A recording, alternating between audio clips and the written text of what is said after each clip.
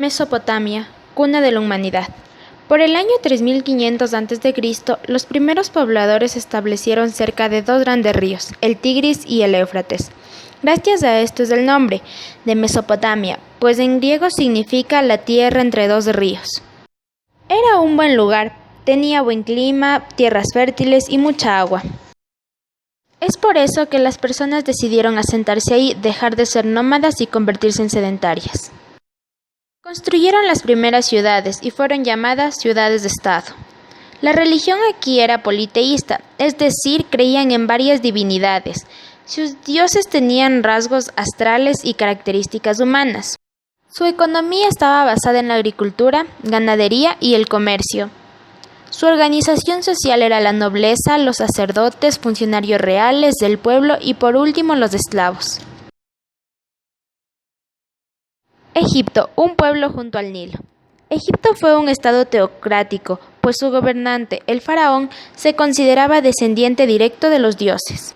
En vida, estos gobernantes eran considerados personas especiales, pero era al morir cuando pasaban a ser venerados como dioses.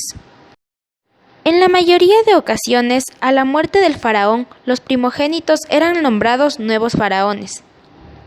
Legado de la cultura egipcia. Religión. La religión de los egipcios era politeísta, es decir, creían en varios dioses como Ra, Oris, Tot, Anubis, Horus, Isis, entre otros. Arquitectura. La arquitectura era sencilla pero monumental.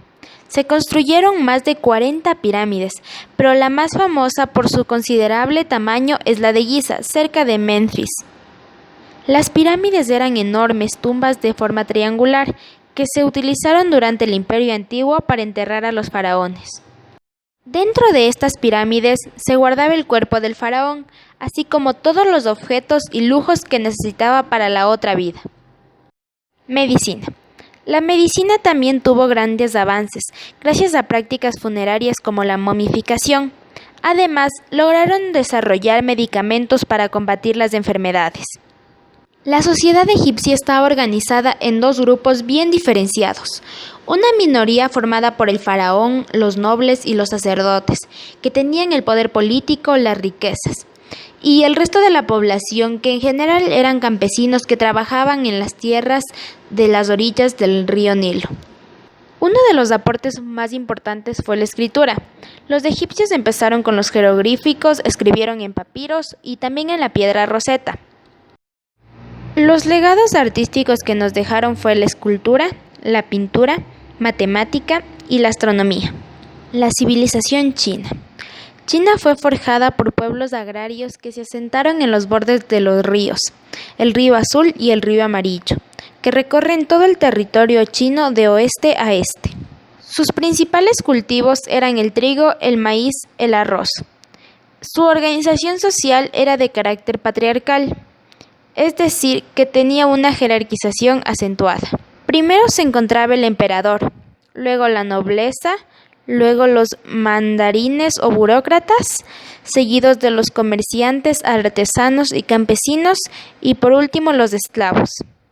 Religión y filosofía. En los inicios de la sociedad china, la religión era sencilla, pero a medida que pasó el tiempo, la religión y el pensamiento se fueron volviendo más complejos.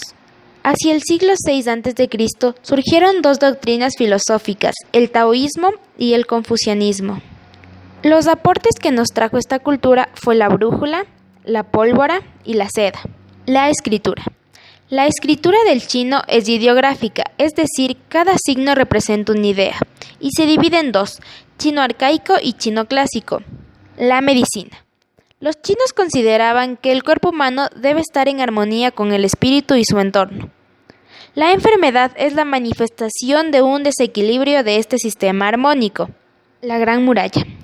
En el mandato de Qin Shi Huang se empezó a construir esta Gran Muralla, que llegó a alcanzar 2.600 kilómetros de oeste a este por todo el norte del territorio. El material de la que está construida varía de acuerdo a cada región.